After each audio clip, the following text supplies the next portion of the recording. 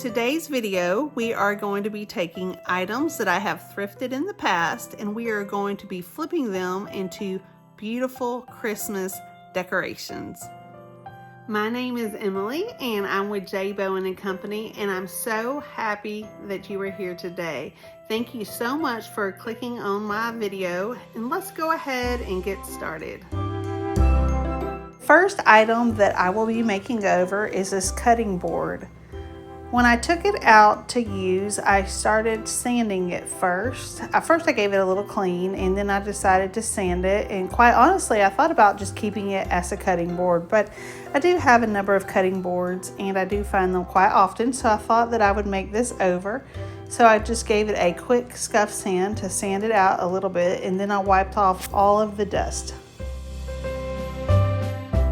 Make sure that you stick around to the end because I'm going to show you how to make over 2 clipboards that make great gifts for your friends, family, teachers, whoever you like to give them to, or for yourself. And also I'm going to show you how to make over a basket into the French country style. That's the last project, so you need to make sure that you stick around for that one as well. I then took out my Bayberry Fusion Mineral Paint and I gave it 2 coats of paint. This is a great color to use at Christmas, during the winter time, and basically year round. If you've never tried Fusion Mineral Paint, it's a great paint to use on both crafts and furniture. It is a resin paint, it's self-leveling, and it has a primer already built in. After the paint had thoroughly dried, I took out my Kindest Regard stamp set and I inked it up, and then I stamped the entire front of the piece. This is a great stamp to add a layered look to your piece. It basically looks like a cursive, old-timey written letter.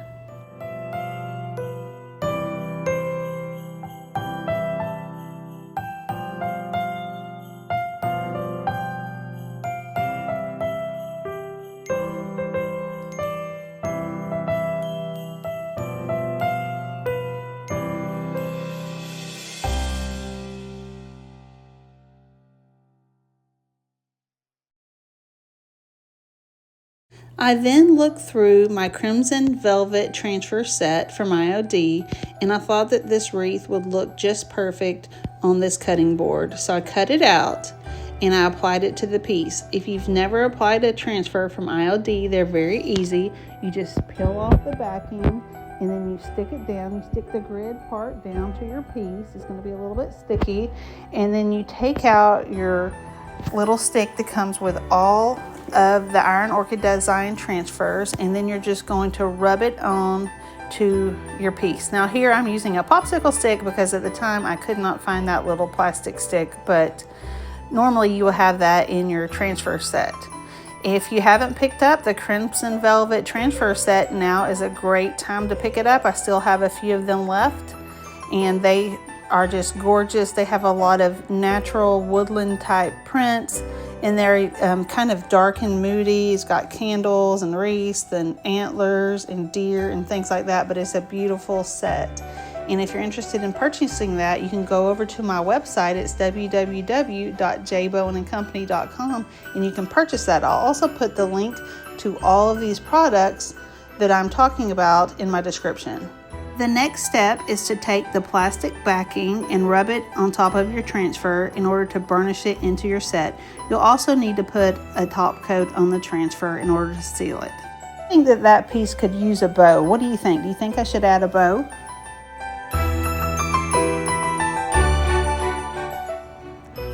The next project is this bread bowl that I made over. It wasn't a bad color to begin with for Christmas. However, I wanted to use it year-round and I like a more neutral look. This was a large wooden bread bowl, and I took it home and I gave it a quick clean. I purchased this from the thrift store that normally has things half off, so I bought it for only $6. And then I took out my Fusion Mineral Paint in the color Tapestry and I gave it a couple of coats of paint.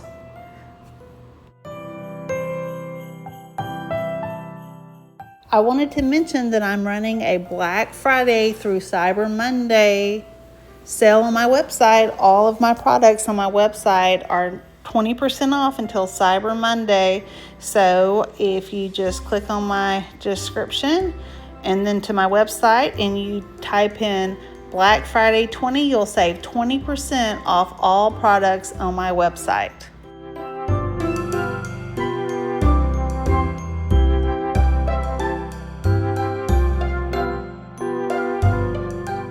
I painted the bottom first, and after it had dried, I flipped it over and I gave the top 2 coats of paint as well. So what I'm going to do is I'm going to teach you a Pottery Barn technique on how you can make your tabletops, any wooden projects, or a bowl like this into a Pottery Barn look. I will be using 2 of the Fusion Mineral Paint Stain Finishing Oils. These have a built-in top coat sealer in the stain and finishing oil. So I took out 2 of them. One is ebony, I believe it's called ebony, it's black, and then the other one is called taupe. And so I just mixed them up thoroughly, and then I'm just dripping them on my piece. So you want to add more taupe than the black, that's what I do, and then you get less of a gray look. But this is going to give it a Pottery Barn / Restoration Hardware tabletop look. So after you get enough of the liquid on your piece, you're then going to take a lint-free rag, and then you're just going to wipe it from one end to the next like that, and you're just going to wipe it and kind of blend it in as you go. And when you do that, it's going to end up giving you that Pottery Barn / Restoration Hardware look. It looks great on wooden pieces like this or on tabletops as well. You can always add more of the taupe or more of the ebony depending on your preference. After it had dried, I then flipped it over. Well, looks like I flipped it over immediately because basically once you rub it in, it appears to be kind of dry. So then after I did that, I then did the same process to the top. Because I'm rubbing most of it off, it felt pretty much dry to the touch. So then I'm just doing the same thing to the top. But if you're doing a tabletop or something like that, of course you need to wait and make sure that it thoroughly dries. I would at least wait several hours.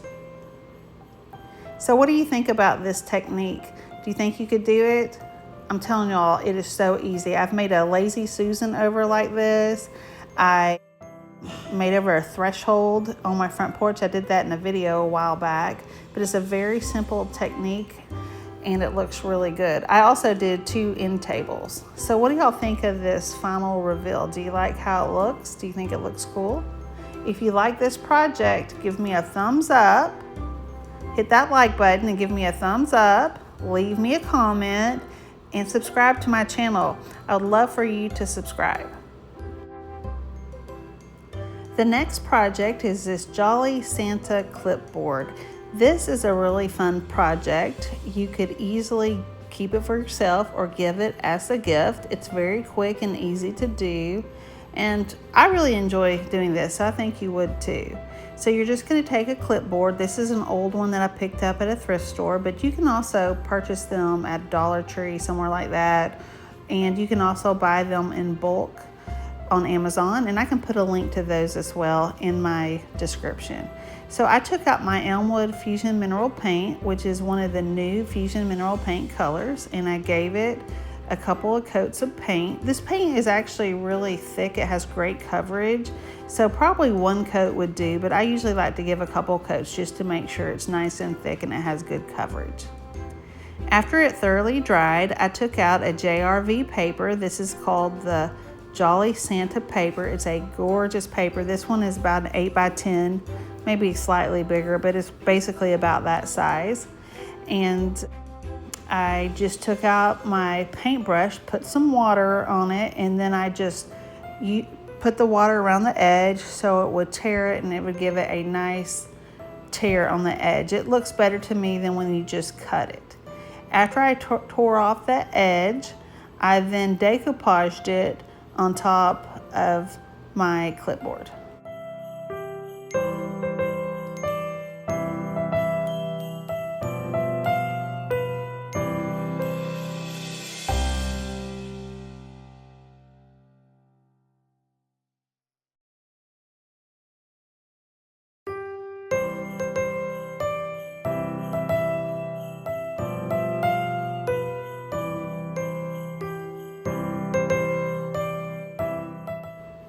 So you want to take out the decoupage medium and just do a little starter strip. This gives you more control when you're decoupaging your item. So I just took it out, gave it a couple inches of a starter strip, and then did a couple more inches, and then so on until it was completely attached to the bottom of to the clipboard. And then once it's attached, then you're going to go back over the top with your decoupage medium, and you are going to do it. I like to use short little brush strokes so it actually looks like it's a painting, and I completely covered it up. And so when you cover your paper up, it seals it onto your item, so it will be a sealed in piece. I have this paper plus several other JRV Christmas papers available on my website, so if you'd like to pick them up, you can just go check it out. It will be in my description as well. These JRV papers are very pretty, and if you haven't seen my Whimsykel papers, I want you to check those out too. I have a vintage Santa paper, a toy soldier. Let's see, there are some more Santa papers, some snowman duo, and all kinds of things like that. I think you would really enjoy those Christmas Whimsykel papers. Okay, so the next thing I did is I took out this Apothecary label stamp set.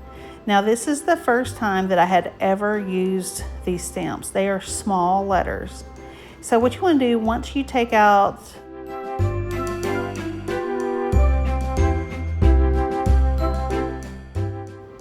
your stamps for the very first time, you want to lightly sand over your stamps with a very fine sandpaper.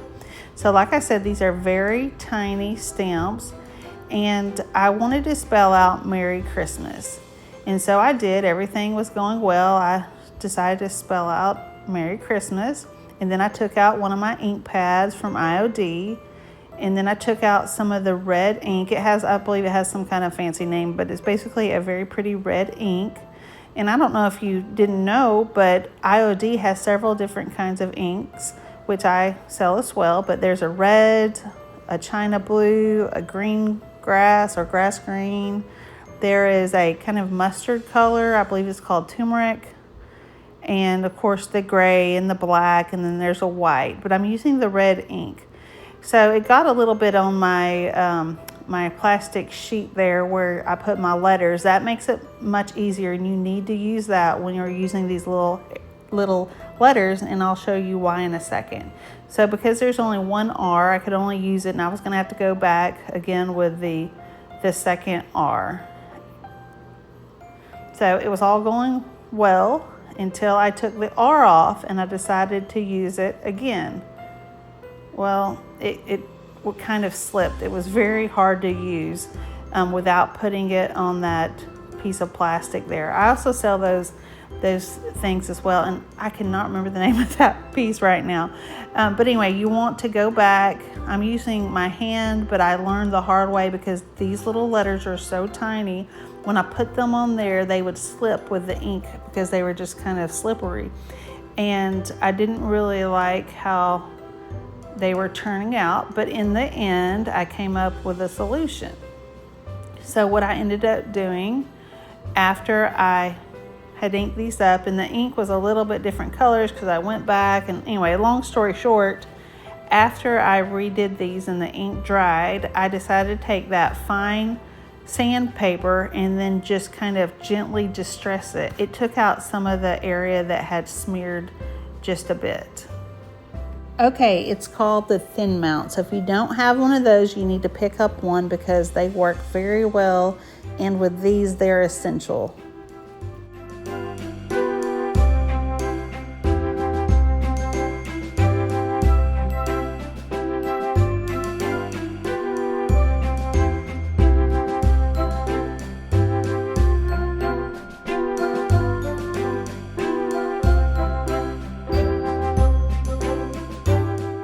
And now for the final reveal. What do you think of this final project? If you like it, give me a thumbs up, and don't forget to subscribe to my channel.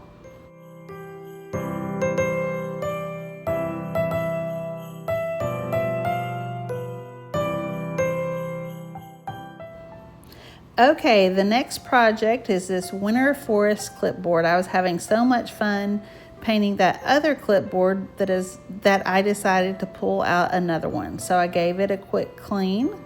Someone must have donated a whole bunch of these clipboards from a classroom or something, because I picked up, I don't know, probably 10 of them a while back. I've made over at least one of them, but I plan to make over more in the future. They're just very easy to paint and they turn out pretty good. So I am going to use the Winter Forest stamp set, and unfortunately I am sold out of this stamp set. However, you can use any of the stamp sets from Iron Orchid Designs. I still have several of the Christmas stamp sets available, Frosty's Sweet Shop and the Classical Christmas Stamp, but I have a number of other gorgeous Iron Orchid Design stamps that would work well for this. They wouldn't be a Christmas theme if you didn't buy the Christmas ones, of course, but these would be great gifts for year-round. Just think of how good like the garden bouquet stamp set would look, any of the florals, or any of the previous stamp sets designs. So here I am just opening up this Winter Forest stamp set for the first time, and like I showed you before, you need to take a fine sanding paper and then just sand it down and then wipe off any residue that might be left on your stamp. I forgot to mention that I still have some of the vintage snowflake stamps, and they are absolutely gorgeous and they'd be perfect for the winter as well. So after I wiped it off, I then decided to take them off, and I wanted to see how several of these would look together. So I took off the big ones and then I put them on there, and then I wanted to layer them on the board. So I first inked up my stamp set again with that green ink. I took out my brayer and I rolled it on there, and then I rolled it over my stamp. But first I wanted to see how these different stamps would look on the clipboard.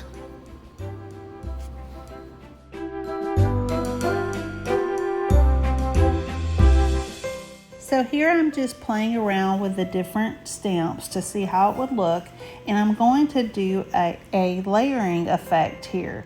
So the cool thing with these stamps are they have these reusable masks that you can use. So basically what will happen is we will first stamp the smaller trees, and then we're going to put these reusable masks on top of them so that when we do the next stamp, the second layer of trees will appear in the background. So you'll see what I'm going to do in a second. You'll see what I'm talking about. So I stamped it up, and then I just layered it on my clipboard, and then I just did the other one, and then I stamped it.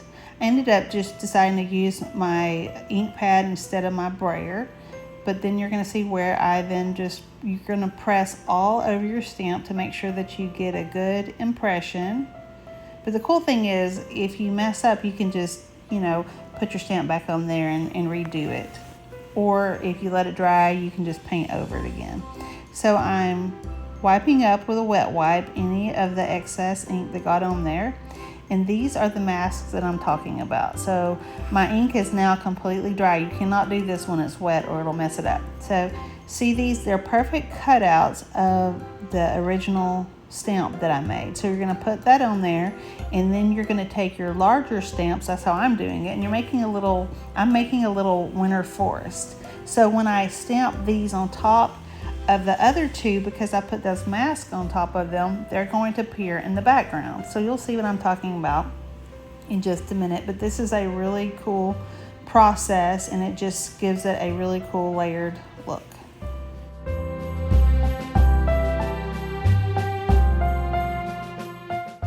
I added some of the gray or black ink to the green on the stamps on the second layer of trees so that it would be a slightly different color than the first stamp. And you can see where it didn't stamp completely perfectly, so I went back a little bit to add some more to it. But I don't mind if it doesn't all stamp completely. It's just kind of a distressed look.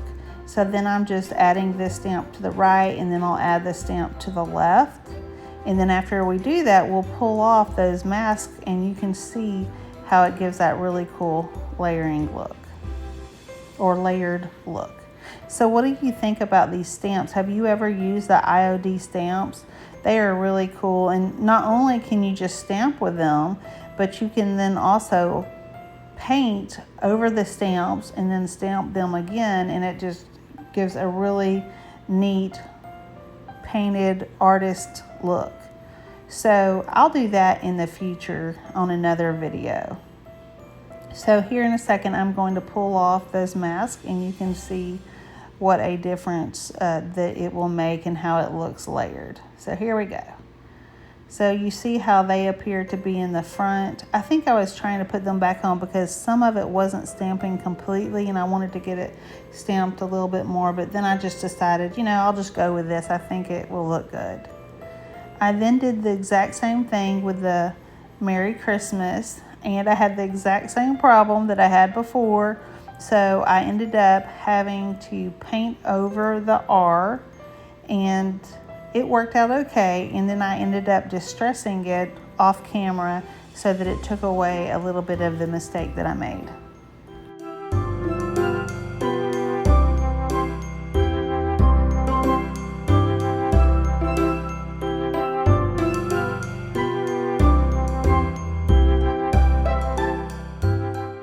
So here is the final result.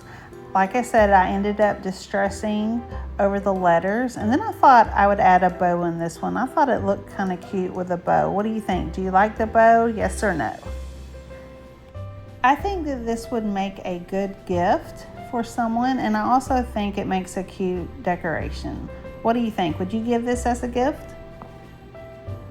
Okay, so the next project is this deer basket. I picked it up and it was already painted this gold color, which I didn't think was terrible, but I thought that I would just give it a little bit of the French country makeover. So I like to do this on baskets. I do this all the time, but typically with those orange color baskets or maybe a super blonde basket, what I do is I just layer several colors, different paint colors on top of the basket to give it a French country look. So right now I believe I'm taking the Tapestry and then I'm just giving it a light coat on top of the entire basket. I like that old worn out look.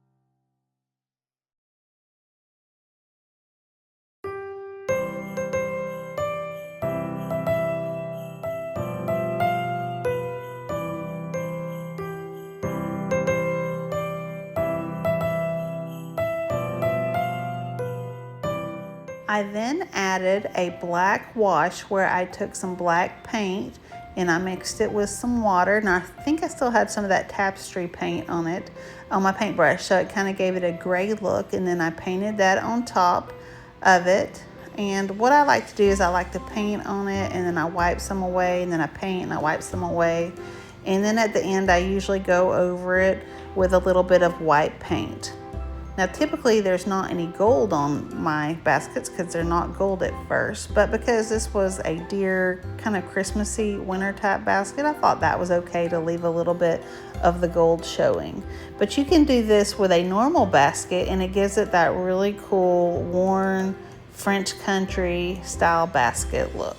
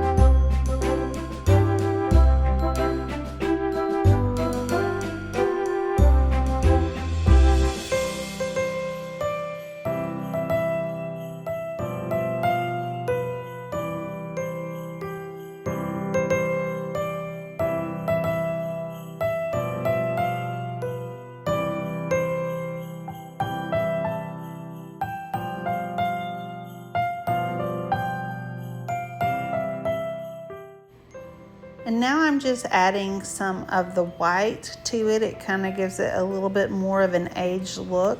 But as you can see, I'll just add some white and then I'll wipe a little bit away, and then I'll add some more white and wipe it away a little bit, and it just gives it that cool layered look.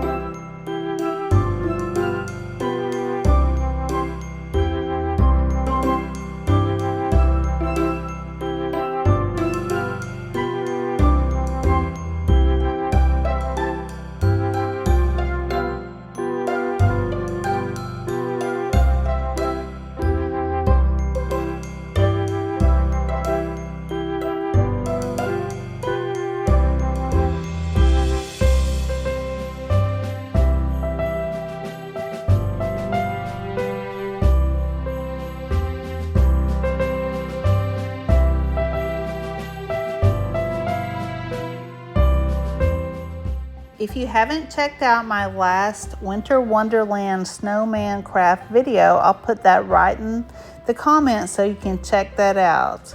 And don't forget to hit the like button. Let me know which one of these projects was your favorite. And don't forget to subscribe to my channel.